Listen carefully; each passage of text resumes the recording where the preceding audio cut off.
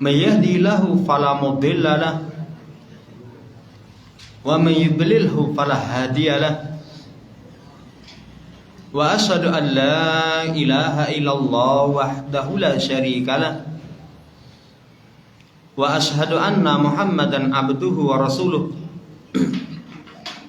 Allahumma salli ala Muhammad wa ala ali Muhammad. Allahumma anfa'na bima 'allamtana wa 'allimna ma yanfa'una wa zidna ilma.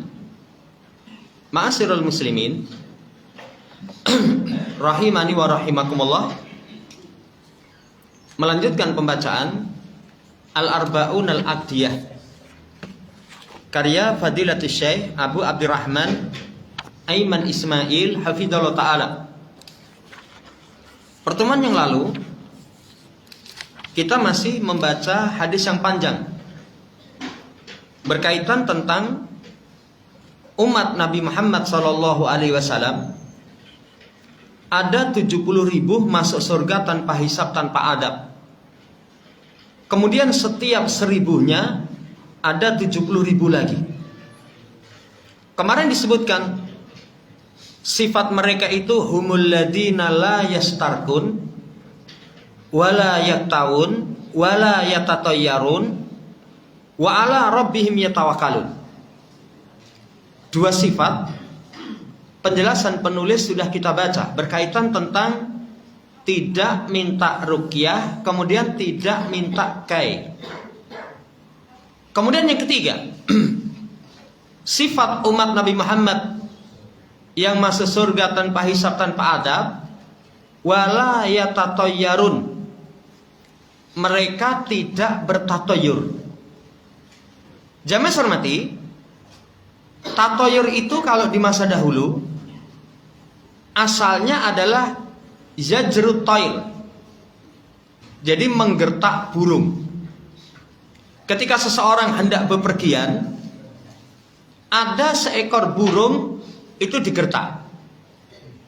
Kalau nanti burung itu lari ke arah kanan, maka orang langsung merasa beruntung.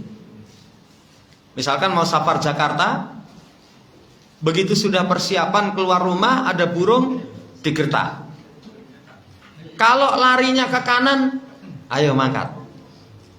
Iki alamat apa ini? Tapi kalau larinya ke kiri, mereka langsung tasaum, merasa sial, kemudian diundurkan niatan untuk keberangkatan safar. Itu tatoyur.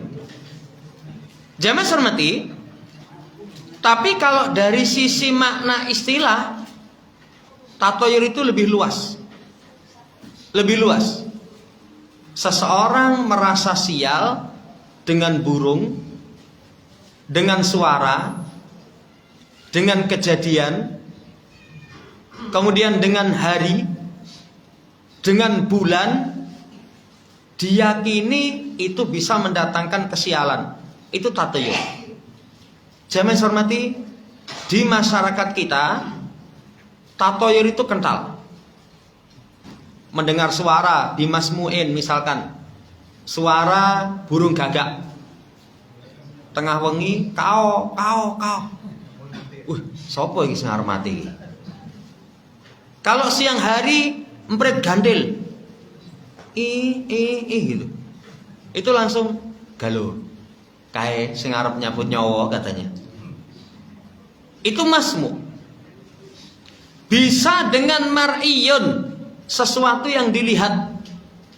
Melihat sesuatu kemudian merasa sial. Contohnya ketika mau bepergian, dia keluar rumah, di depan rumah ada seekor burung murung.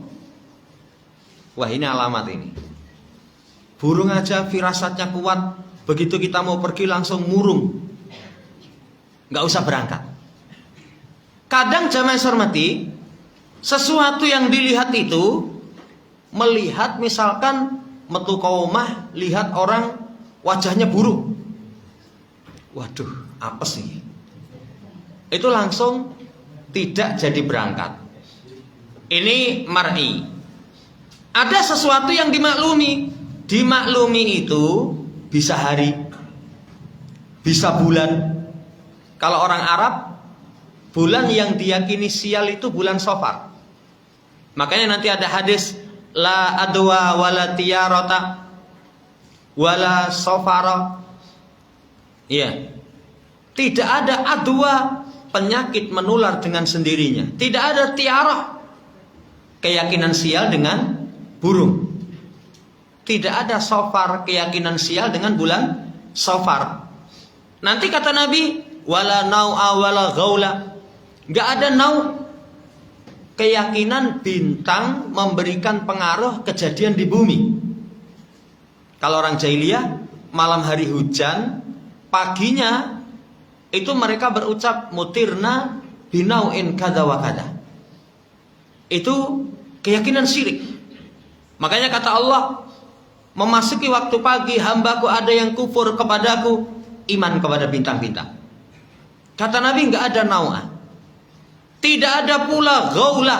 Ghaula itu jin yang menyesatkan manusia dengan sendirinya tanpa kehendak Allah. Itu kalau kelompatan wis bingung lali dalane. Kalau wong Jawa katanya ngelangkai oyot rimang atau apa gitu. Jadi kalau ngelangkai gue nanti kamu bingung gitu, akhirnya nggak sampai rumah. Kata Nabi, wala gaula. Wa yujibunil fa'lu, yang menjadikan beliau suka itu al fa'lu, optimis. Optimis, husnudon, baik sangka. Nanti akan ada pembahasan yang disampaikan oleh penulis. Jamaah hormati, itu tiarah.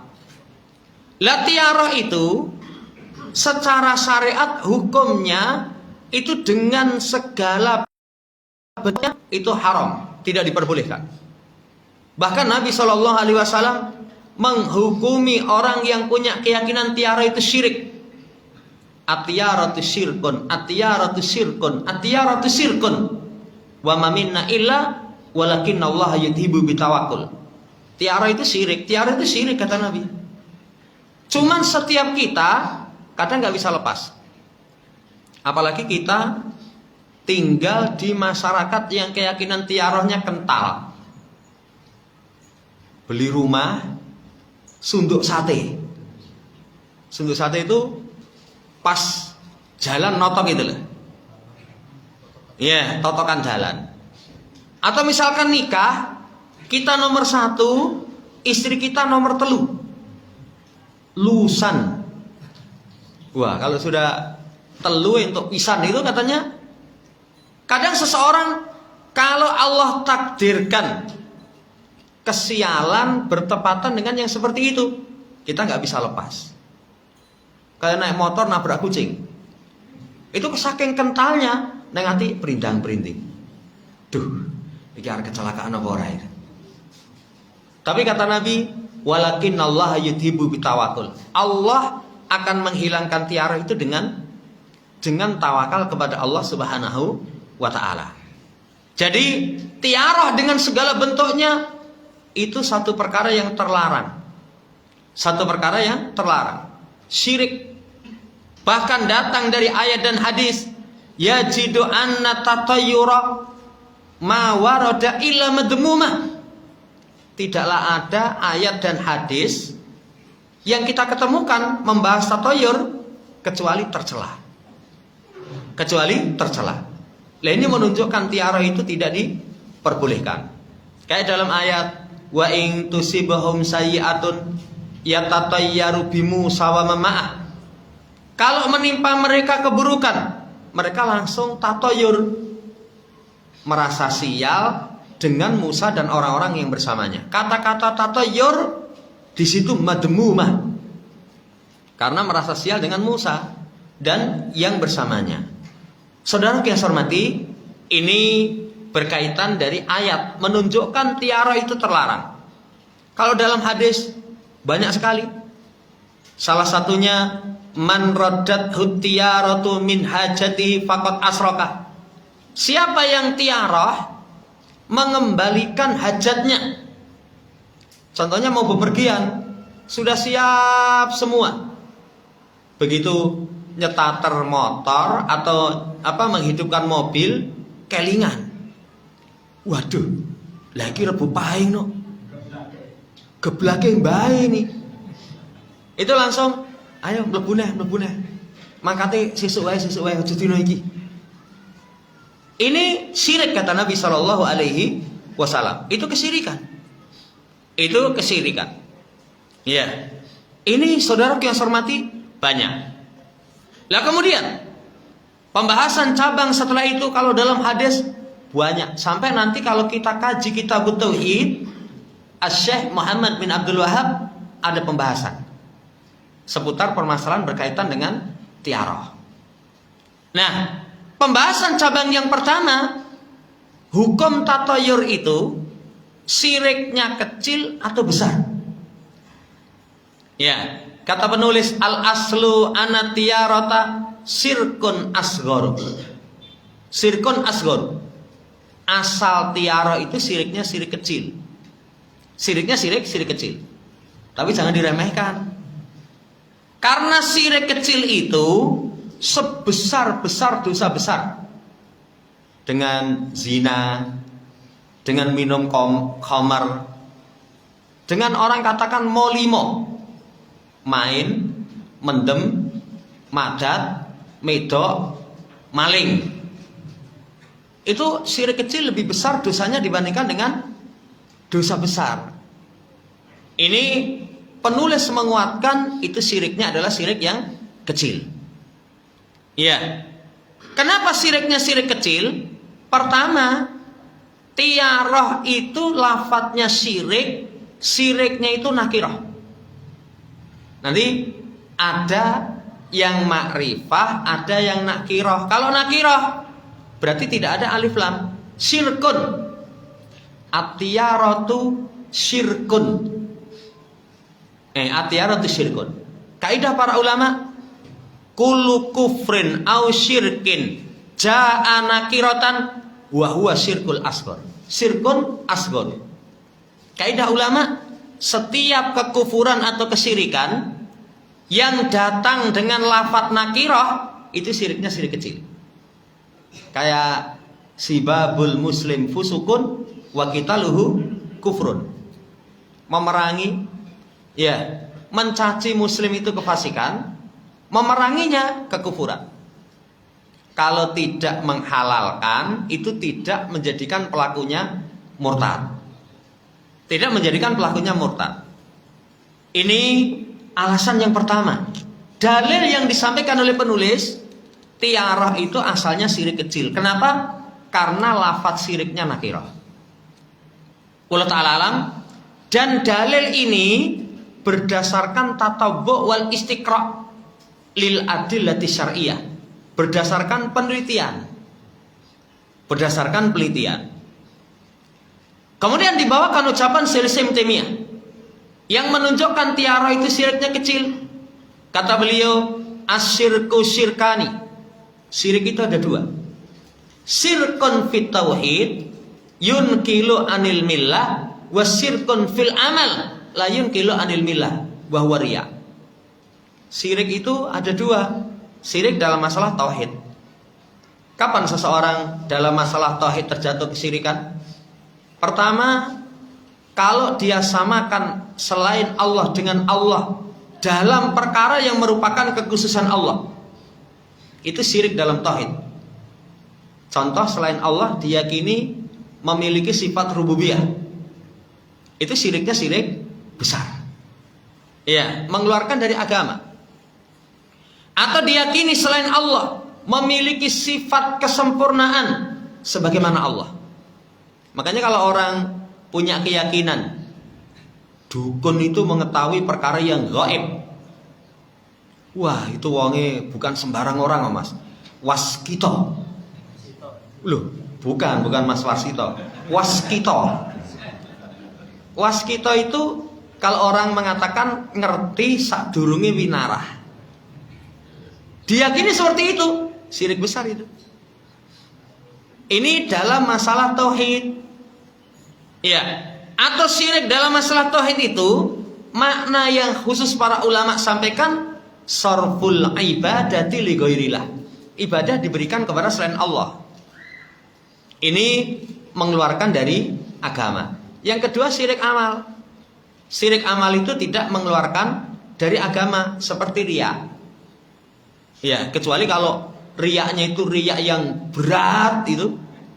Riya yang berat itu semua amalannya mutlak dipamerkan kepada makhluk. Kan kalau riya yang yasir, yang kecil itu hanya efek. Sebenarnya masih mengharapkan akhirat, harapan utamanya akhirat, sholat. Begitu sholat karena Allah, tahu-tahu sampingnya ada seseorang yang dia mengharapkan dari perkara-perkara yang bersifat duniawi. Mungkin pengen dipuji atau apa, akhirnya sholatnya diperbaiki. Itu ringan, syirik yang ringan, riya yang ringan, itu tidak mengeluarkan dari agama. Tapi kalau semua hanya dunia, hanya semata pengen dipuji, itu sudah nanti bisa mengeluarkan dari agama. Nah, ini pembagian syirik. Kata Syaikhul Islam Taimiyah, kalau syirik dalam tauhid menjadikan pelakunya murtad, tapi kalau syirik dalam amal enggak. Nabi mengatakan at-tiyaratu syirkun. Tiara itu syirik. Jadi syiriknya syirik kecil. Wallahu ta'ala alam, karena amalan. Yang ketiga alasannya, syirik, jamaah hormati, tiarah itu syiriknya syirik kecil karena dalam tiarah itu ada kafarah. Kalau syirik besar itu nggak ada kafarah. Syirik besar itu nggak ada kafarah kecuali harus bertobat. Makanya nanti dalam ayat innallaha la yaghfiru aysyraka bi wa yaghfiru ma duna dzalika liman yasha. Sesungguhnya Allah tidak mengampuni dosa dipersekutukan dengannya. Kalau syirik besar harus taubat. Ya, harus taubat. Kemudian wa nutsku bi kalimatit tauhid, mengucapkan kalimat tauhid, la ilaha illallah Muhammadur Rasulullah. Tapi kalau syirik tatoyur itu ada kafarahnya. Apa kafarahnya? Kalau seseorang misalkan ada keinginan hajat keluar, nggak jadi karena keyakinan tiaroh tadi. Ya, Arab metu, wis siap-siap, wis seneng-seneng. Begitu nyator mobil kelingan, Rebo paing. Wah, ini geblake mbahmu cah. Apa kafarahnya? An yakula ahadukum, kata Nabi, hendaknya salah seorang di antara mereka mengucapkan Allahumma la khaira illa khairuk, wala tayra illa tayruk, wala ilaha ghairuk. Ya Allah, nggak ada kebaikan kecuali kebaikanmu, nggak ada burung kecuali burungmu, nggak ada sesembahan yang benar kecuali hanya engkau. Nah, ini menunjukkan jamaah hormati, tiarah itu syiriknya syirik kecil. Alasan yang ketiga. Alasan yang keempat sekarang. Kenapa tiarah itu syiriknya syirik kecil? Karena pelakunya itu tidak meyakini barang yang diyakini mendatangkan kesialan itu dengan sendirinya mendatangkan manfaat, menolak madharat. Diyakininya hanya sebab. Diyakininya sebab. Misalkan orang lagi santai, kejigloan cecak. Itu kalau wong Jawa, waduh, iki alamat. Jadi kalau wong Jawa itu ngomong, wah, is alamat iki. Itu alamat jelek itu. Hanya diyakini sebab, tidak meyakini oh cecak itu punya kemampuan untuk mendatangkan madharat, menolak manfaat, tidak. Tapi hanya diyakini sebab. Sesuatu yang bukan sebab diyakini sebagai sebab, saudara yang saya hormati, syirik kecil. Ini kaidahnya. Jadi kalau sesuatu bukan sebab diyakini sebagai sebab, maka itu syiriknya syirik kecil. Sesuatu bukan sebab diyakini sebagai sebab. Sebab kauni ataupun sebab syar'i. Kalau sebab kauni, contohnya sesuatu dijadikan sebagai obat, harus terbukti secara tajribah. Kalau bahasa orang secara medis, ini memang mengandung zat seperti ini bisa pengaruh memberikan pengobatan. Itu baru bisa. Tapi kalau enggak, syirik. Kalau diyakini hanya sebab. Contoh, orang punya akik. Akik apa itu? Wah, ini mutiara apa namanya?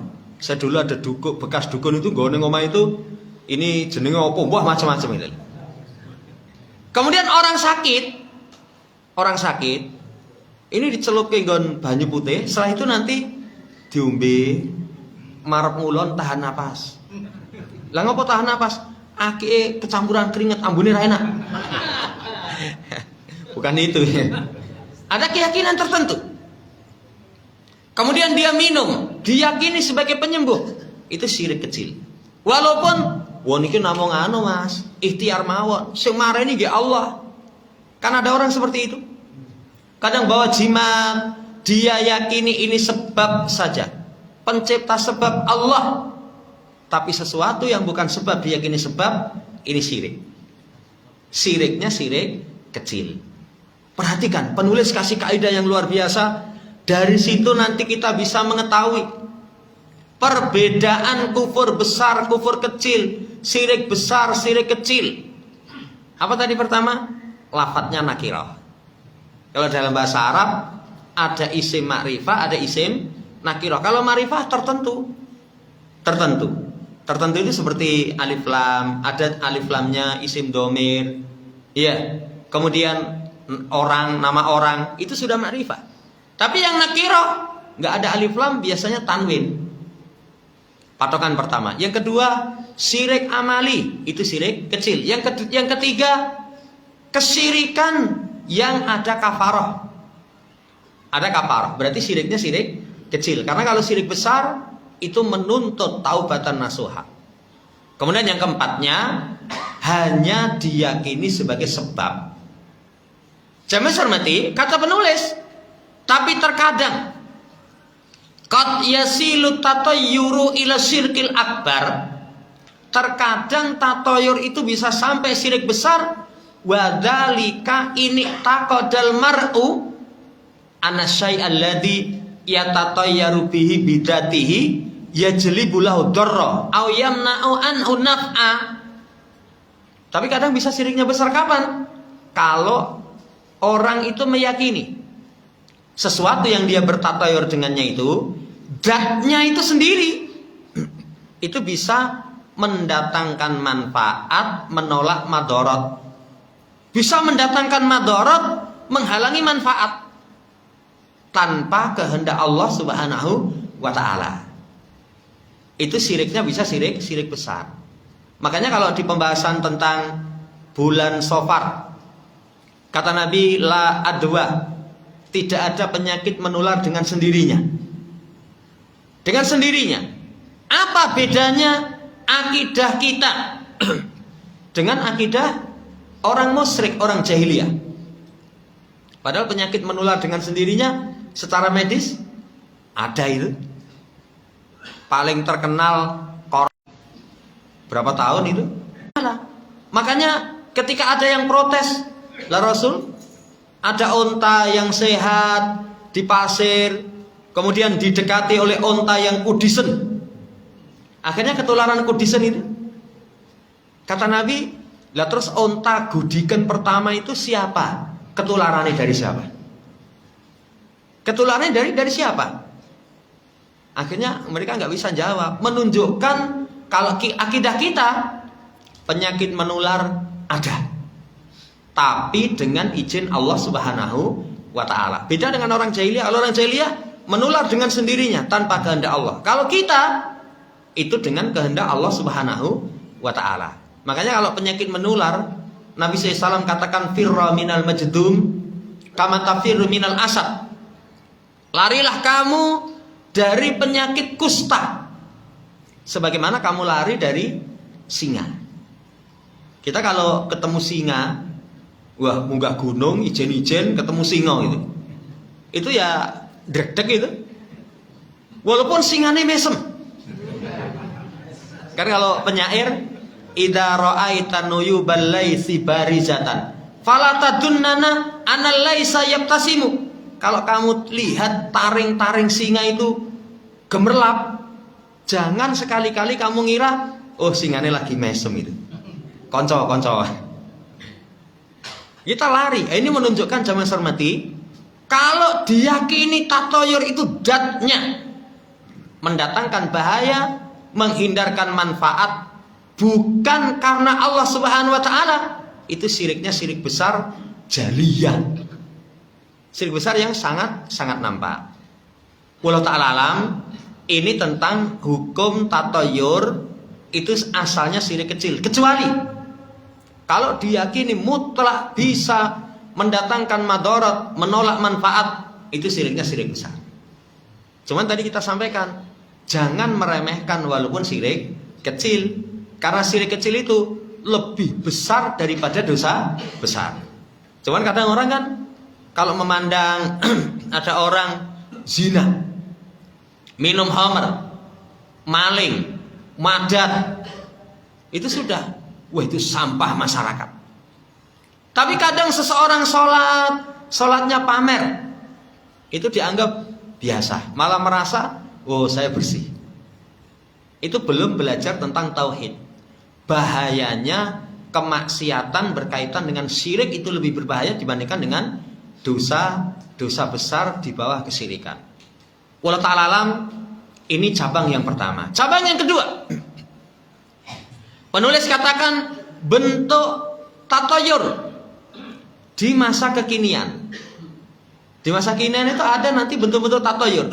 Pertama, man yatasa'amu birraqmin muayyanin. Ada orang yang merasa sial dengan nomor tertentu. Apa kalau orang kafir itu nomor sial itu 13 4. Ya, jadi kalau misalnya ikut lari, hadiahnya nanti ini ada door prize itu. Untuk nomor apa sih gitu?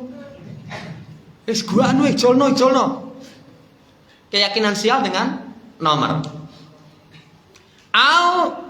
Keyakinan sial dengan syahsin muayyanin, orang-orang tertentu. Orang-orang tertentu. Kalau di Islam nggak ada, tapi kalau di luar orang-orang kafir ada. Nanti orang sial dengan orang-orang tertentu, kayak kalau di yang pakai sio-sio itu loh. Itu kalau punya sio apa gitu, itu katanya wah, apa sih kok? Ini termasuk tasaum atau tatoyur di masa kekinian. Atau saatin muayyanatin, waktu tertentu. Waktu tertentu ya kayak bulan misalkan, kayak hari, kayak jam-jam tertentu. Itu saudara yang saya hormati, cabang tatoyur di masa kekinian. Seperti orang-orang bodoh kata penulis, yaquluna anna fil jum'ati sa'atan nahas. Mereka mengatakan Jumat itu ada waktu nahas. Nahas itu kalau bahasa kita nahas. Nahas itu apa? Sial. Ya. Nahas sial. Jadi ada di hari Jumat itu waktu sial. Ini bertentangan dengan hadis Nabi Shallallahu Alaihi Wasallam. Hari paling baik hari Jumat. Termasuk keistimewaan hari Jumat itu ada satu waktu, siapa yang berdoa kepada Allah Subhanahu Wa Taala, kecuali Allah akan kabulkan. Satu waktu itu kata Nabi, iltamisuha akhira sa'atin ba'dal asri. Cari akhir waktu setelah sholat asar. Akhir waktu setelah sholat asar, berarti menjelang maghrib, menjelang matahari tenggelam. Itu waktu yang dikuatkan di kalangan para ulama, waktu ijabah. Tapi kalau nggak pengen luput, pokoknya sedino muput dongo terus. Loh kan nanti ada diterangkan itu ada 12 waktu. Ada 12 waktu. Nah itu mulai hari Jumat. Kapan dimulai hari Jumat? Kamis setelah maghrib. Dongo terus itu sampai besok hari Jumat maghrib. Nah, jamaah hormati, ini contoh yang pertama. Kemudian yang kedua, penulis kasih contoh termasuk kesialan kekinian itu, kebanyakan wanita yatasa'amna bihudusi ittirabin fil ain. Mereka merasa sial dengan kejadian ini, obah-obah di mata. Ya mungkin kalau bahasa kita kedutan ya. Jadi kalau kedutan yang moto, wah iki alamat ini. Alamat ini. Ini kalau nggak hati-hati, ya saudara yang saya hormati, kadang salah pemahaman. Kapan itu ada orang, kata dia, saya itu kalau dia rasanya elek sama orang itu, kupingku bau-bau bengong katanya. Waduh, ini kok sinyalnya kuat man ini. Iya. Padahal belum tentu. Ini saudara yang saya hormati, ini termasuk tatayur. Kemudian yang ketiga, termasuk tatayur kekinian itu, seseorang ketika hendak melakukan satu perkara, itu ambil mushaf, jimono Quran.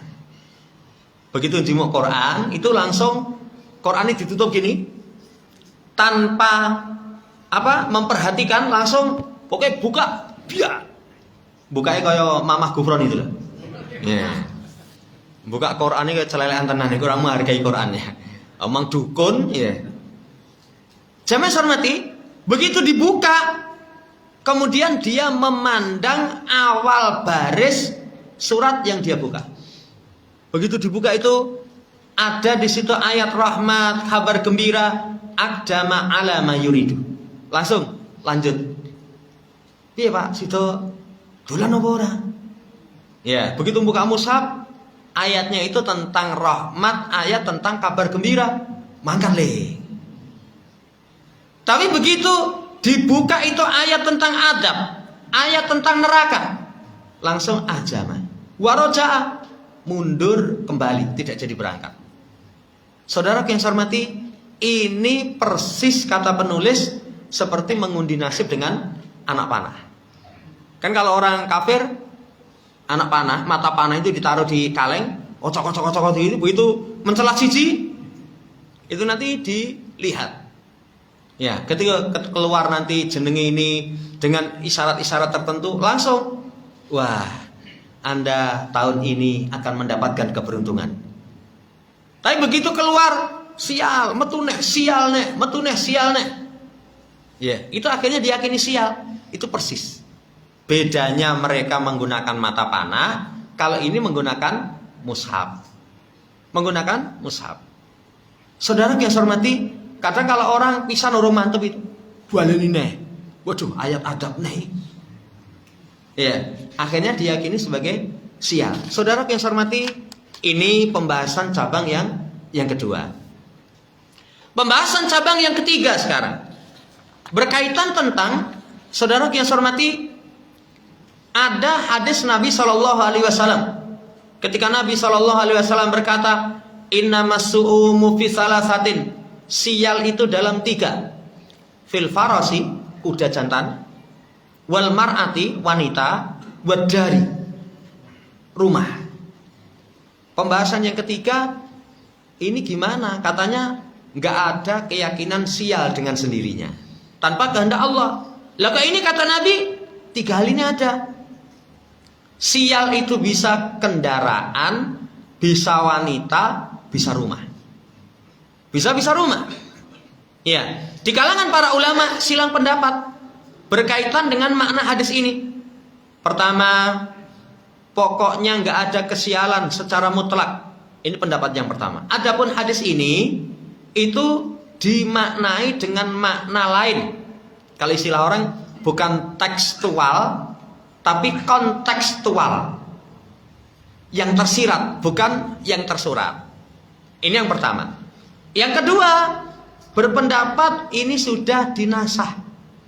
Yang ketiga, ini yang kuat kata penulis, itu dohirnya hadis. Dohirnya hadis. Kalau jamaah hormati, tatoyur yang dilarang itu yang sama sekali tidak ada sebab akibat. Tapi kalau ini merupakan sebab akibat.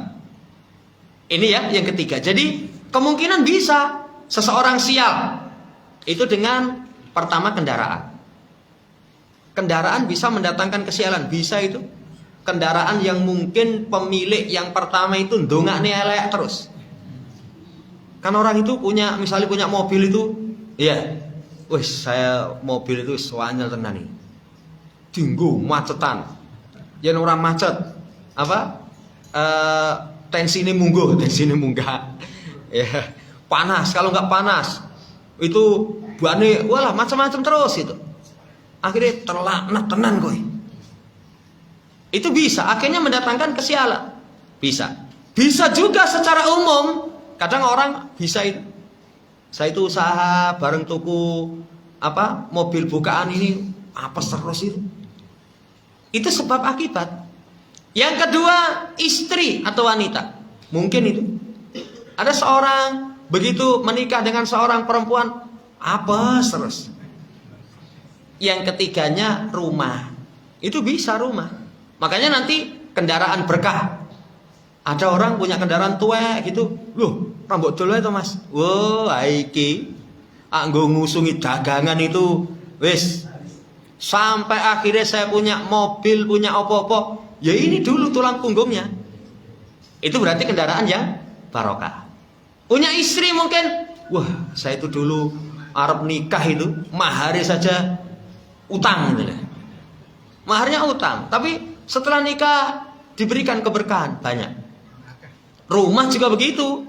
Orang beli rumah itu, masya Allah, setelah beli rumah itu tinggal usaha atau apa, wah barokah. Ini berkaitan dengan sebab akibat.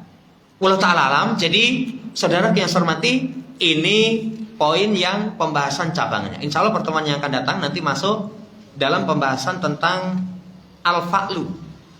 Seseorang optimis. Insya Allah nanti kita akan baca di pertemuan yang akan datang. Wallahu ta'ala alam.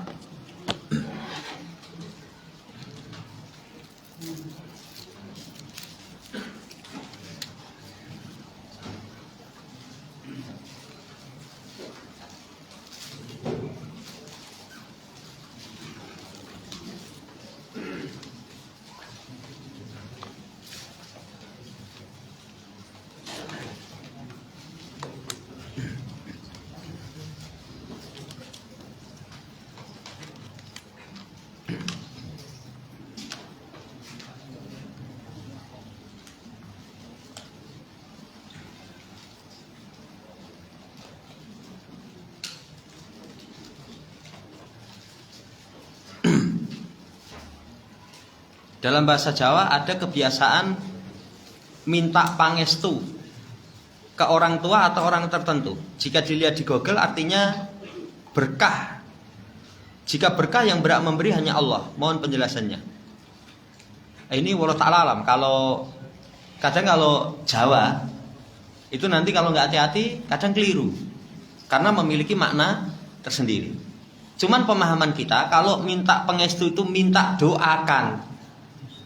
Misalkan kita mau bangun rumah, datang ke orang tua, Pak niki ajeng bangun gubuk. Wong Jawa itu kan tawaduk banget, areng gawe omahe gubuk.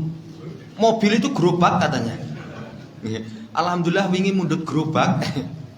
Itu kalau misalkan itu minta supaya didoakan, mang dongakne ben lancar, itu boleh. Minta didoakan oleh orang itu diperbolehkan. Cuman minta didoakan itu satu orangnya di hadapan dia. Yang kedua tidak meyakini pasti kabul. Karena namanya doa itu kadang kabul, kadang enggak. Jadi satu di hadapan dia, yang kedua tidak meyakini pasti kabul, yang ketiganya tidak sering-sering. Karena kalau meminta itu bagian daripada meminta. Dalam Islam tidak boleh seseorang meminta kecuali karena kepepet. Jadi kalau meminta sidi-sidi ketemu orang doakan. Kan ada orang itu karena kebiasaan dongakne kula.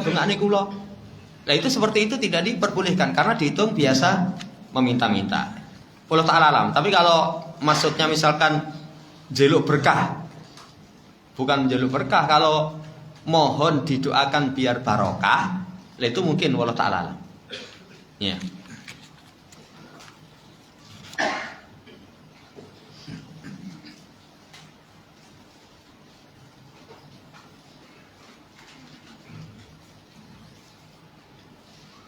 Seorang anak laki-laki dengan kondisi sudah beristri dan posisi ibu kandung sendiri bagaimana? Cara memilih untuk kondisi rumah sebagai memenuhi hak istri atau bersama ibu dengan merawatnya. Ini kalau di masa salaf, istri itu punya hak dikasih tempat tersendiri. Kalau si istri itu misalkan dicampur dengan ibu mertua dia ridho, boleh. Dek, ini tabungan kurang cukup ya nggak nomah kowe. Sementara misalnya ikut ibu mertua, kalau dia mengatakan orang apa-apa mas, berarti boleh. Asalnya istri punya hak ditempatkan tersendiri. Kalau dicampur dengan ibu mertua, itu saudara yang saya hormati merupakan ini haknya istri mau apa enggak. Ya makanya kalau seorang anak laki-laki di masa salaf, nanti ibunya sendiri, istrinya sendiri, ibunya dirawat, tapi dia juga misalkan nanti memenuhi haknya istri, memenuhi hanya istri. Ini wallahu ta'ala alam seperti itu. Tapi kalau apa ya, masih bisa bersama, ini masya Allah.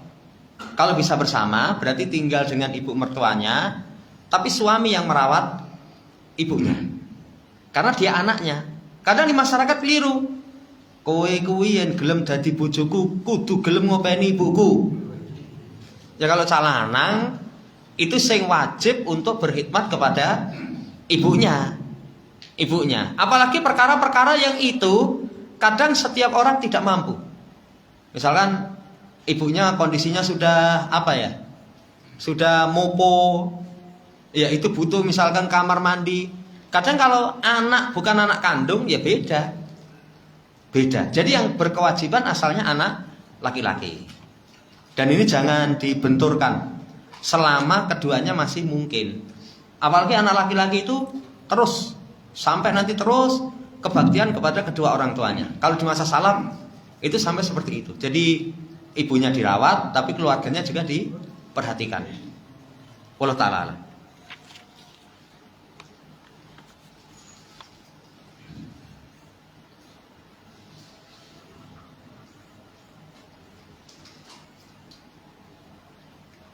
Makna kalimat Maha Suci Allah, Maha Terpuji di waktu pagi dan petang. Ya, ini maknanya jelas ya. Maha Suci berarti Allah disucikan dari segala aib dan kekurangan. Allah Maha Sempurna. Di waktu pagi dan petang menunjukkan kesempurnaan kesucian Allah itu yang memiliki pagi dan petang. Bukan berarti kesempurnaannya di waktu pagi dan petang. Waktu itu waktu yang istimewa. Makanya dzikir pagi, dzikir sore. Wallahu ta'ala alam. Apakah termasuk tatoyur meyakini anak kecil yang keluyuran pada maghrib bisa dibawa jin? Bukan. Ini jamaah hormati, waktu maghrib itu waktu keluarnya syaitan. Ya, waktu keluarnya syaitan. Makanya tutup pintu. Ya, kemudian kalau misalkan ada anak kecil itu diajak masuk, jangan di luar karena nanti keluarnya syaitan kadang ganggu. Dan kejadian misalkan di bawah lungo banyak kejadian. Jadi ada anak hilang gitu, ternyata ketemunya yang puncuk wit itu. Itu pernah kejadian. Allah Ta'ala. Jadi bukan termasuk tatoyur. Tatoyur itu meyakini sial dengan adanya sesuatu yang itu tidak nyata. Kalau waktu maghrib syaitan keluar, iya, jin-jin itu keluar pada waktu maghrib itu keluar. Ya, makanya jangankan anak kecil, anak gadis saja kalau maghrib orang mulai, apa mana sampai mulai jam 12 bengi, wah sudah. Ya, nanti kena gangguan setan. Ya.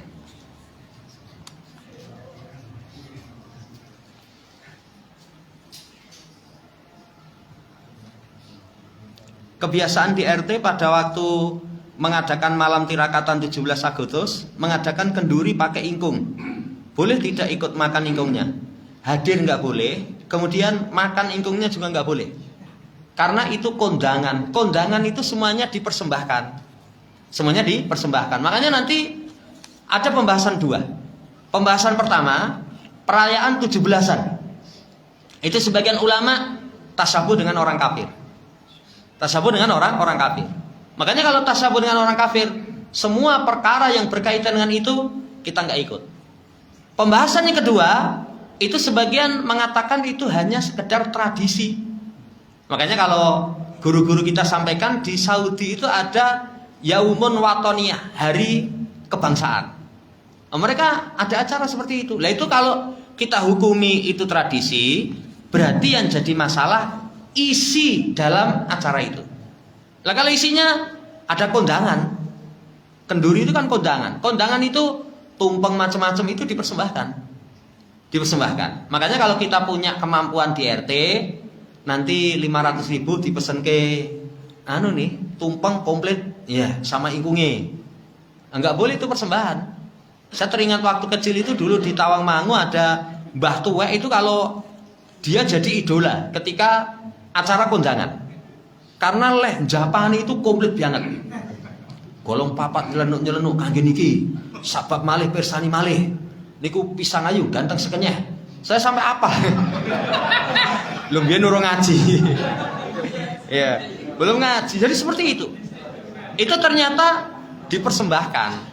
Makanya kalau ada seperti itu, wah jangan, itu kesyirikan. Allah Ta'ala. Makanya kalau punya kemampuan, jangan ada seperti itu. Kalau hanya sekedar melumpuk, kemudian bersyukur, makan-makan, ya itu ya taruhlah kita ambil pendapat itu tradisi. Itu tradisi. Kalau misalkan taruhlah tasabuh, itu pun nanti menghindari madorot yang lebih besar.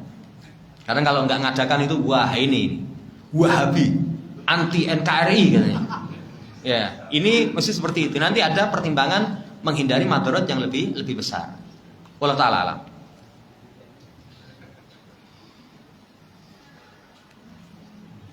Apa hukum penghasilan jasa mendoakan bayar seikhlasnya di Car Free Day?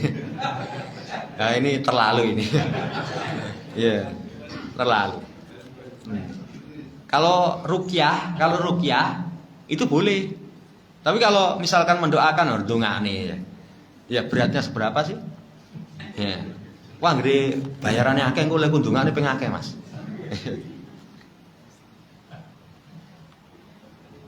Nah ini bahkan ada sebagian orang di depan Ka'bah menawarkan siapa yang mau didoakan.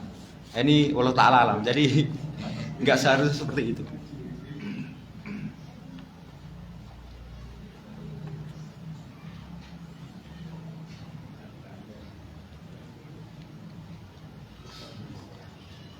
Saat kerja ngecat sudah dibersihkan, setelah selesai sholat ternyata ada bagian wudhu yang masih ada catnya. Ini kalau misalkan bagian wudhunya itu besar dan itu kalau di masa Nabi itu ada seukuran mata uang yang tidak terkena air, itu diulangi sholat lagi. Tapi kalau misalkan ini sesuatu yang sulit dan dimaafkan, cuman cepretan yang itu kecil sekali, sulit dimaafkan, wallahu ta'ala alam, mungkin dimaafkan. Wallahu ta'ala alam. Bagaimana dengan orang kerja manusia silver atau manusia emas? Enggak boleh ini. Ini tidak diperbolehkan. Meminta-minta, haram. Meminta-minta itu enggak boleh kecuali dalam kondisi terdesak. Terdesak aja kita tidak meminta, itu terpuji. Sa'ilil mahrum. Orang mengira orang itu orang yang mampu, minat ta'abbuf, karena menjaga diri dari kehormatan. Minta-minta enggak boleh. Saya pernah kasih contoh, menggambarkan supaya orang berkasihan memberi, itu aja nggak boleh kok. Ya kalau bahasa saya, temennya punya durian montong panen, kita ngobrol tuh durian montongnya rasanya enak apa ora rasanya. Itu supaya supaya moronggonku tak wehi. Tapi kalau orang sing tegel meneng wae, kalau ora krungu ya. Itu aja nggak boleh. Apalagi aku seseorang nggonmu ngopo njeluk durian, itu namanya meminta-minta. Ketika dalam kondisi tidak kepepet, itu dihindari. Kepepet mampu menahan diri, saya hormati, itu lebih mulia. Wallahu ta'ala alam. Kalau orang seperti ini sudah ngeri ini. Bahkan saya yang terakhir itu ya ngemis dengan awak dicat, setelah itu dapat uang untuk melacur. Untuk apa itu? Bokeng pelacur. Saya dibunuh di daerah mana itu? Bayarnya kurang, ya. Akhirnya dipateni. Ini waliyadzubillah. Makanya harta yang tidak barokah itu membawa kepada kemaksiatan. kepada kemaksiatan. Wallahu ta'ala alam. Subhanakallahumma rabbana bihamdika asyhadu an la ilaha illa anta astaghfiruka wa atubu ilaik. Assalamualaikum warahmatullahi wabarakatuh.